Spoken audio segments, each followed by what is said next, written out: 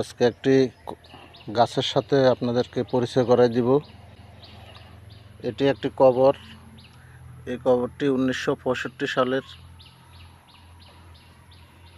কবরের মধ্যে একটি গাছ আছে, এটার নাম কামিনী ফুল গাছ।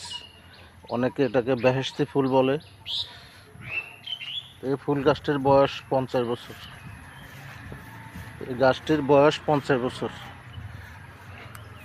পরকালে জান্নাতে যারা যাবেন তারা জান্নাতে এই ফুল গাছটি দেখতে পাবেন। এটার নাম কামিনী ফুল গাছ। সমগ্র ঢালের মুখে মুখে আজকে ফুল ফুটেছে, দেখেন।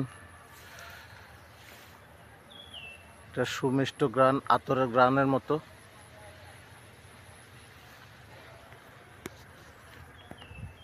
আমি ধরে দেখাচ্ছি। এ হচ্ছে কামিনী গাছ, কামিনী ফুল গাছ। অনেক সুন্দর। সমস্ত